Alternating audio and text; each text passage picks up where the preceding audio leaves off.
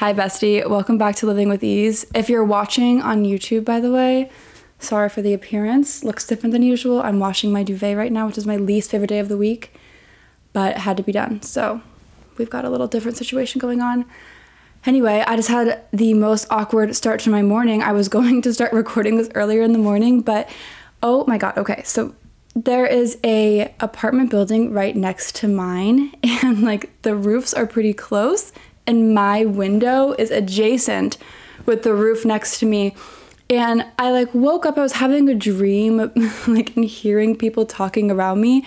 And then I woke up, I am facing the window, making direct eye contact with 5 men working on the roof. Like we literally locked eyes, and my windows are open too. So it's like, they're basically in my bedroom. And I didn't know what to do because I was like, I can't pretend to be asleep because they see I'm awake now.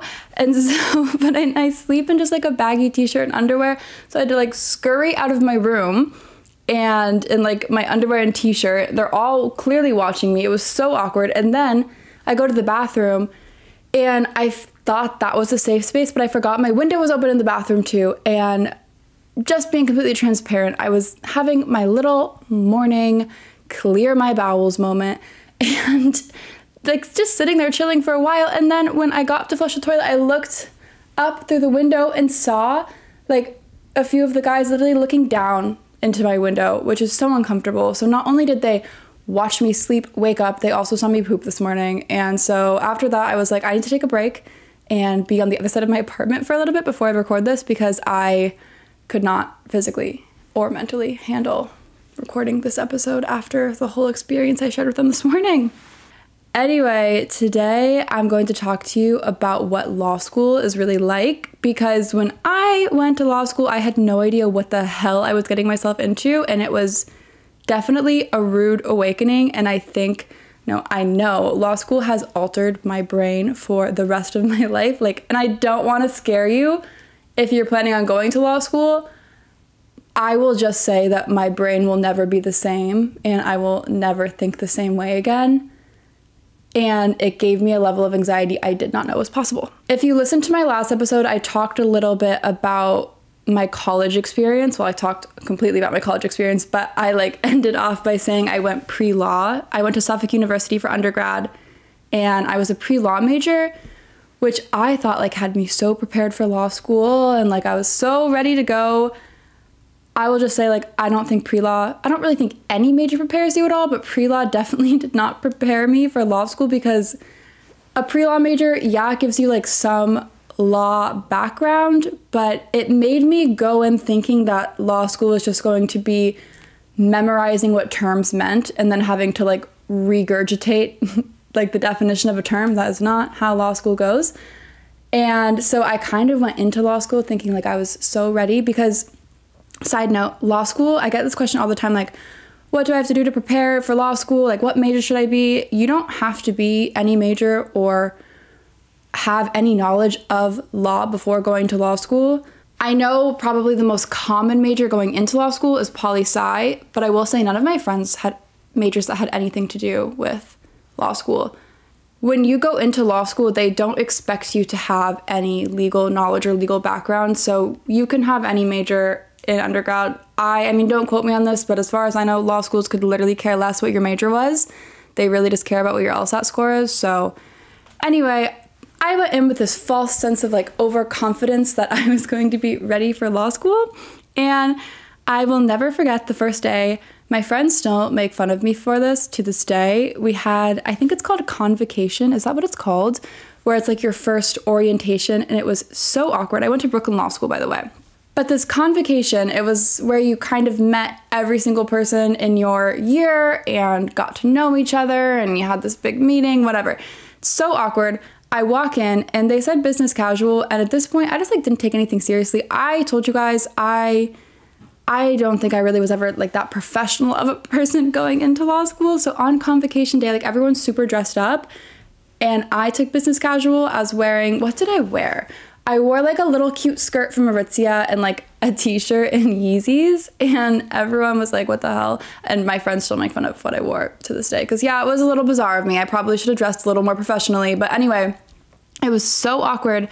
It started by they started convocation in literally the most torturous way possible in our cafeteria, and they just had some tables of food around, and we were all just supposed to stand there and mingle. And I remember feeling so awkward because I was like, who the hell am I going to talk to right now? And I just found like the first, what I thought was friendly face, and started talking to these two girls, one of who ended up being so evil on the second day of orientation, convocation, whatever.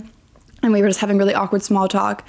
And then we had to go onwards to like, in law school, you have sections, and in each section, I think my section had like 30 or 40 people. And for the first year of law school, you spend every single day with this group of people because you all have the same classes together.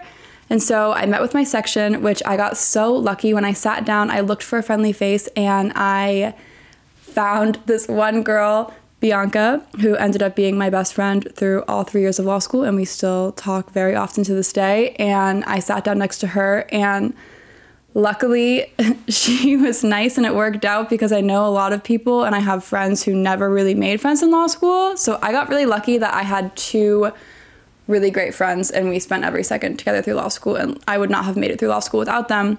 But this convocation got worse because on the walk from meeting my section to, then we had to go to one of the courthouses. I think we went to the Superior Courthouse in Brooklyn. Don't quote me on that. I don't really know. We went to a courthouse in Brooklyn, and we had to listen to the dean speak and like all about like what law school is going to be like. And on the walk there, my friend Bianca was like, oh, did you read the assigned reading? And I was like, what assigned reading? And everyone around me was like, you didn't know there was an assigned reading? Because I don't check my email. Never have, never will. It's quite an issue in several points in my life, and I don't know why I can't do it. I just can't, okay?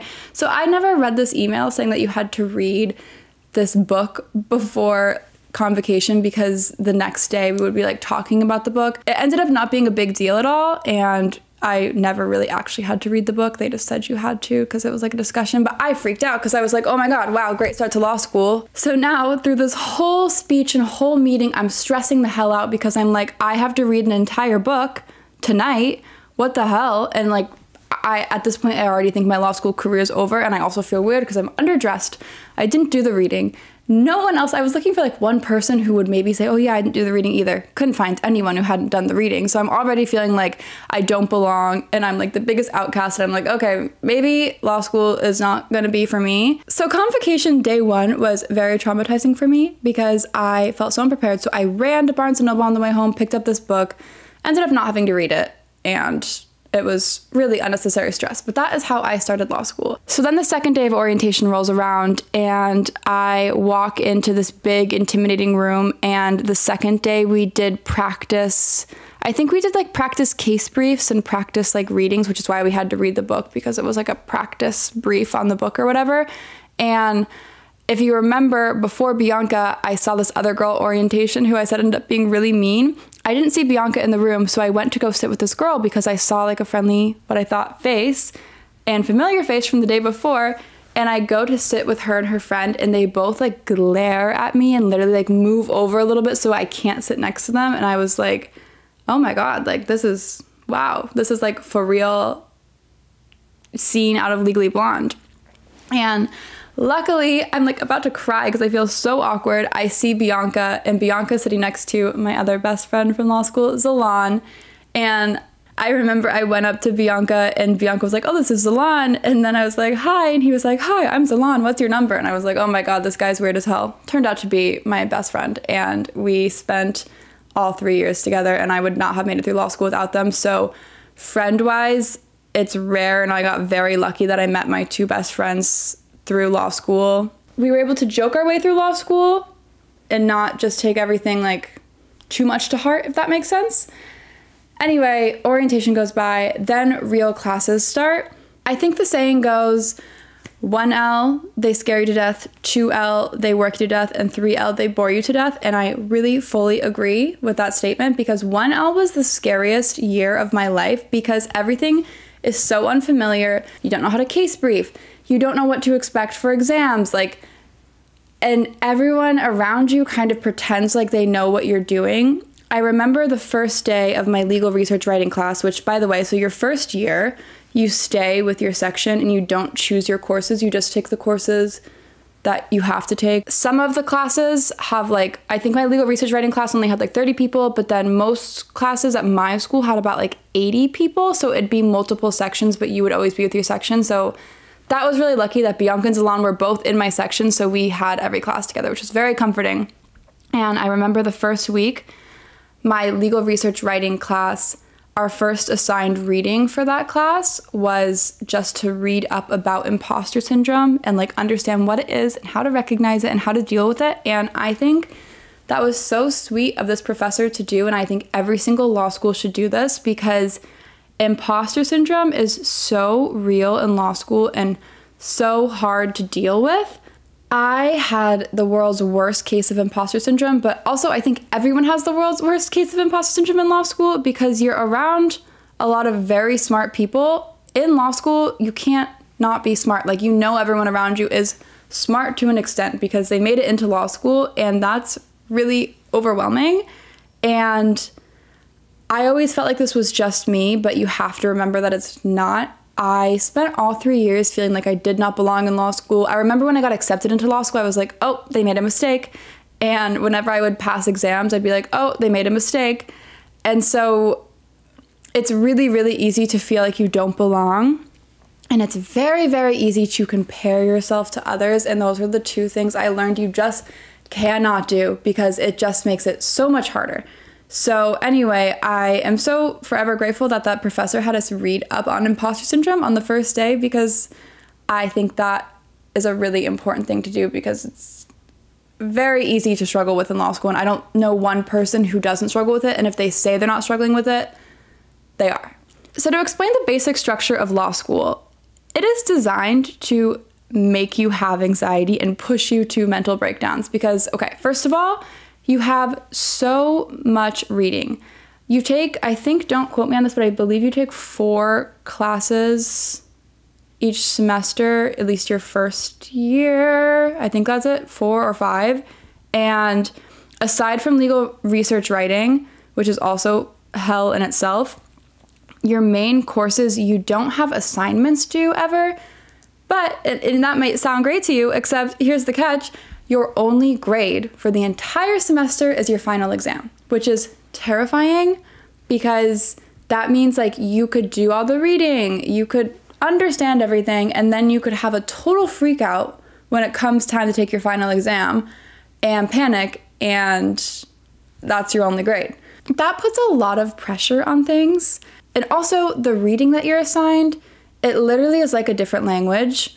I had advice from my advisor in undergrad telling me I should read articles from like the Washington Post and like other like intellectual publishing so that I could be prepared for law school a little bit. And I did not take her advice, and I definitely should have because it's a new way of learning to read in law school. I'm a big reader. I love to read. I am a fast reader. I have loved reading since I was super little. And I struggled so much with reading in law school because they talk. I mean, you're reading cases from like the 1800s where they just do not talk normally. And you're reading from all these judges and then judges fighting with each other and the dissents. It's a whole new language you have to learn. And 20 pages in my textbook, even to the end of law school, still would take me about 2 hours. And in the beginning, it probably took me like 3 or 4. And keep in mind, you have reading from each class. So especially when you're learning to read, I would say I had about 5 to 6 hours of reading per night. And that gets very overwhelming. And on top of the pressure of reading comes the pressure of cold calling. And cold calling is when a professor, you're in a huge room on any given day, the professor's just going to call on you and you have to like answer whatever questions they ask you about whatever case they ask you about. And this is what led me to my first panic attack. I said in the beginning that law school altered my brain forever. And this is what I mean. I have always had anxiety, always had OCD, never had panic attacks aside from like smoking weed. I didn't even know you could feel this way without smoking weed. And I remember I was in civil procedure And this was like 2 or 3 weeks into law school. And this professor, she was very sweet, but her cold calls were insane. A lot of professors, like, you can be called on for like about like 10, 15 minutes. I swear to God, she'd call on you the whole class, like 45 minutes in front of a huge room. And she would ask you questions, like literally it felt like down to like, what was the defendant wearing? Like, what color shirt were they wearing? And like, she just got so detailed. And also Civ Pro was the one class I had so much trouble understanding. Like, I still don't really get Civ Pro, to be honest. And so I remember sitting there being so terrified that I was going to get called on, that all of a sudden I felt like my heart started beating really fast, and I felt my voice kind of like start floating outside of my head, and like I like felt like I was gonna pass out and throw up, and like literally just, I felt like, the only way I can explain it is I felt like I was literally going to die. And so I like got up really fast and like sprinted to the bathroom because I didn't know what else to do. And I like sat in the bathroom and I wanted to call someone in the bathroom, but I knew if I called someone I would literally start crying. So I just like sat there for a few seconds, tried to take some deep breaths, and like I had no idea what was going on with me at this point because I'd never had a panic attack before. And so finally I like tried to chill out a little bit, went back to the classroom, was still having a panic attack. And so I wrote Bianca a note and I was like, I'm having a panic attack. And she like, we were just like passing notes back and forth about it and trying to make me feel a little better. And that was my first panic attack of many in law school. And from that day on in Civ Pro, I did not pay attention at all, and I just played Webkinz, because if I paid attention even an ounce in Civ Pro, I would have a panic attack. And so that's not great advice, but that is what I had to do to get through Civ Pro, and I did fine on the exam. But the most ironic thing ever is I was the one person that never got called on in that class because she never made it to me. So I had all that built up stress and all that built up anxiety, and every single day I'd go to class feeling sick to my stomach. I would literally make my friends do breathing exercises with me before class. It got to a point where I would literally sit in my apartment before I had to leave and sob because I was so scared to go to school, because I knew the second I entered school I would have a panic attack. I had to stop drinking anything with caffeine in it, not even like a soda. Like, I literally would drink nothing with caffeine in it. I would do meditations, I'd take CBD. Nothing really helped. My first year, I just really struggled badly with panic attacks, and I actually got lucky. I think for me, this was lucky. The pandemic hit like my second semester of law school. So while I was dealing with these panic attacks, I was able to go home and do school from home after the pandemic hit and everything closed down, which for me was a blessing, just because I was having such bad panic attacks. It was almost making me like agoraphobic, because I like did not want to leave my apartment because I knew the second I entered the building I'd have a panic attack. So that was actually really great for me. I will never forget my first final exam period ever. So for final exams, you have like a reading period, and your 1L year, they're like mindful that you've never taken exams before. So they do space them out pretty well, so you have like a few days in between each exam. The exams are usually a mix of written and multiple choice, and you get to bring an outline with you for most exams. It's basically like a skeleton of everything you've learned, so you can use that to reference during your exam. I know when you hear that like you get to bring an outline to an exam, that probably makes it sound so easy because it's like a cheat sheet. That's so great. But you can't rely on your outline. I know 3 to 4 hours sounds like a lot, but I have never, well, there's only one exam my whole law school career that I finished early. Like, you don't really finish early. You are like fighting the clock because you are writing essays and essays, and you can't just like flip through your outline and like learn the information. You need to know it. And that was very daunting for me because, like I said, pre-law, you just had to know the definition and then like rewrite the definition down. Law school, you need to be able to understand it and apply it to these crazy essay questions and like do a whole analysis and whatever. It's this whole thing. And so I was so scared my first final season, obviously, because I did not know what to expect. I had gone on a trip for Thanksgiving right before the reading period started. And I remember when I was flying back to New York, I woke up and like started having a panic attack on the plane, which had never happened to me before. I have been flying on planes since I was 9 days old, and I've never had a problem with it.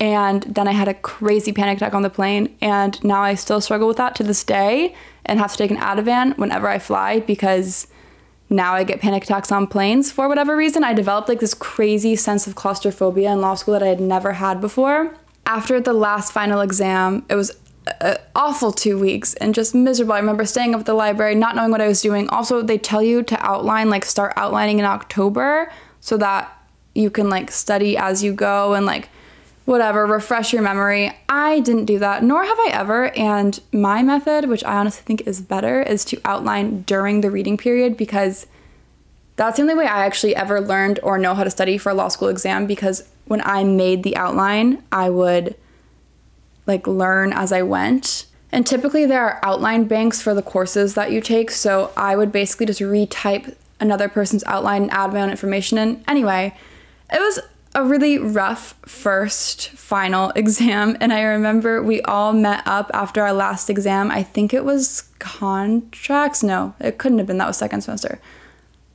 Maybe criminal law. I don't know what the last exam was. All I know is that I left in tears, and I remember we met up with a group of friends, and one of my other friends was also crying, and we all took like the train into the city to go out for drinks, and me and my friend were both on the train just like crying. And then like Bianca and Zalan had the like more of the method of like, let's just not talk about what happened, and I want to talk about what happened, whatever. I was convinced I failed at a law school. That was the most painful waiting period, because you don't get your grades back until at least like a month after you've taken the exam. And also my school was like late getting them back even further because there was a glitch with the system, whatever. So I was convinced I failed at a law school. Luckily, I didn't. From then on, I've never taken an exam in law school without being convinced I failed, because I think that's a big thing about imposter syndrome, is that you just don't ever think you're good enough and you don't think you belong. And every single test I ever took, I would be like, oh, I just got lucky. But it really is because I was putting the work in. I just don't know. I never knew how to recognize that. And I think that's a very common struggle in law school. And the one biggest piece of advice I could give anyone going into law school, or this really just applies to school in general, is to make sure to give yourself breaks. I went into law school and told everyone like, bye, see you later. Like, you know, you're never going to see me again for the next 3 years. Anyway, I went out every single weekend during law school, and I'm really glad that I did that, because I needed to maintain a social life, at least before the pandemic hit. But going back to my biggest piece of advice, it really just boils down to, when you feel like you need a break, you need to give yourself that break. I remember I would get so stressed about making sure I finished all the reading and did all these perfect case briefs and like went over my notes in the beginning of school. And I always wanted to be like a day ahead of reading. And then I would get to these points where I'd have like these full mental breakdowns, and I would get so stressed, I would get paralyzed with stress. So I would just be sitting there, not able to do the reading, but like just sitting there with my textbook, sobbing. And then eventually, like hours would go by, I would have gotten nothing done, and then I would go to bed, but I wouldn't sleep until like 2 or 3 because I was so stressed that I didn't do anything. And I think my mother gave me this piece of advice, and it was the best piece of advice. Like, when you feel that way, you need to just step back and take a break, because either way, you're not going to be productive and you're not going to get anything done. And step away and be mindful about that, and let yourself, that's your body telling you need to take a break. It's okay to get behind, and it's better to get a little behind in the reading or assignments or whatever you have going on than to have a little mini mental breakdown and still get nothing done, but not get that period of peace and relaxation that your brain is craving so bad. So I learned the hard way, and it took me a long time to get comfortable with this and really accept it.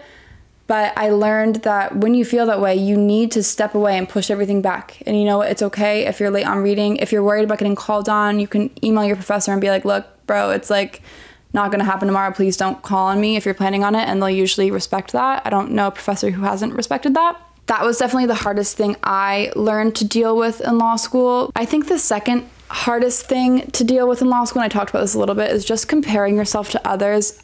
I never felt good enough in law school, and like I said, I think that's very common, but I would compare myself so much to how other people were studying, how much they were reading, how much they weren't reading. You just can't listen to what other people are saying, because number one, they're probably lying. Like, the people saying, I remember there was this one kid who would always say like he never did the reading, and he ended up like not doing very well in law school, and I wish him the best, but like people who say that are insecure and they're struggling.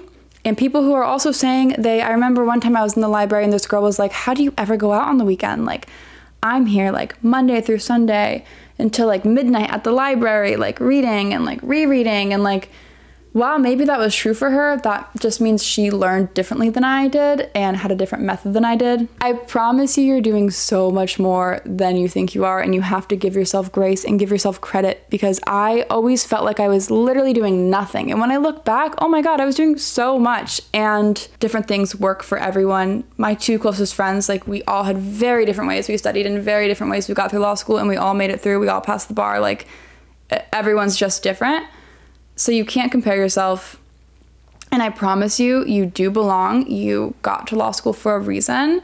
Law school is designed to make you feel like you're not good enough. It's designed to give you anxiety, and I wish it was set up differently. I feel like I'm gonna get attacked for this, but I think law school, mental health wise, is the most difficult graduate school you can go to. There's one statistic that says that 30 to 40% of law students literally graduate with a form of PTSD. The statistics are just crazy when they compare to other graduate schools, and it's because I think of like the cold calling and you only get 1 grade on your final exam, and just the environment in general is like kind of vicious. And I'm sure med school, the environment's vicious too, but I think the cold calling and the 1 grade like really, like, it's not good for your mental health. And I hate to say it, but I will never be the same or really ever fully recover from law school. That sounds so dramatic, or at least I haven't yet. And it's been a year and a half, almost 2 years. And I know my friends feel the same way. I still struggle with panic attacks every single day. I no longer can like go in an elevator without my heart dropping. I have to take Ativan when I fly a plane. And I don't say this to scare you. I say this to maybe better prepare yourself than I did. I think having a therapist in law school could have helped. I think being on anxiety meds could have helped. And I think being kinder to myself could have helped. So I hope maybe if one word of advice you can take from me if you're going to law school is to be kind to yourself and give yourself grace, because I did not, and that led to so much anxiety. But yeah, that's basically the basics of law school. I'm sure I made it sound really pleasant. I mean, 2L, they do work you to death. You get to choose your own classes, but because you've now been in law school for a year, they increase the workload like crazy.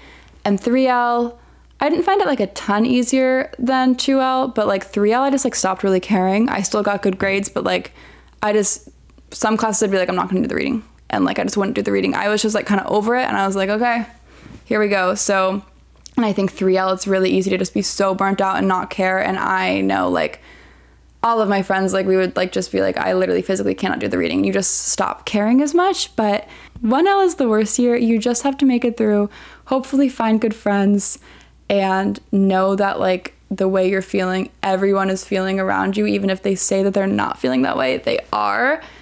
And you will make it through. I did not think I was going to make it through. I was sure that I was going to fail out of law school. Failing out of law school, failing, even just in general, failing an exam is very hard. I remember I was once told that you have to literally write something offensive on your exam to fail. And I really think that's true, because as long as you write something down, you're going to get points. You don't get points deducted, you just get points added from like your essays and whatever you write. The lowest grade I ever got, I got 1 B-, and that's for a class I did not read for. And aside from that, I got all B's and A's and did fine. And I thought I was going to fail every single exam. So if I can do it, you can do it, because I don't know how the hell I did it or made it out, but I did. And I don't regret going to law school at all. I think it has played like definitely a very negative part in my mental health that I wish I could solve. And actually, you know, maybe I could solve that. Maybe I should probably go to therapy. But a lot of people are like so confused why I went to law school, because now I obviously do social media full time. But I did not plan to do this when I went to law school. I went to law school with the intention of becoming a lawyer, and then during law school and the pandemic hit, I started to grow a platform and realized I liked this better and am much more passionate about it. And I think it's totally okay to change your mind. Yeah, I feel like this was a little bit rambly, so sorry, but I hope I gave a good picture of law school, and I don't say any of this with intent to scare you, and I'm sorry. And I feel like whenever I would ask people about law school, they'd always be like, I don't want to scare you. Like, that's what everyone says. But it is scary, and it's not fun, and it's miserable, and it did terrible things to my mental health, and it was so hard. But I also, like, don't look back on those 3 years negatively. Like, I had 2 really good friends that made law school bearable, and Yanka or Zalan, if you're listening to this, I am so grateful for you guys, because I would not have made it through without you. I think it's just really important to surround yourself with people who love and care about you. And it's also really important to have friends outside of law school so that you don't feel like law school is your whole world, because it's very easy to feel like it's your whole world. But if I can make it through law school, you can make it through law school. That is all I will say. And if there's anything I didn't answer about law school, because I do feel like I rambled a little bit, like, I have been thinking about doing a Q&A style video, so I could even do like a Q&A style video about law school if anyone wants that or is interested in that. If you are, DM me. But anyway, that was my experience with law school. It sucked. It was miserable. I made it through. Don't regret it. So anyway, love you. I will see you next episode.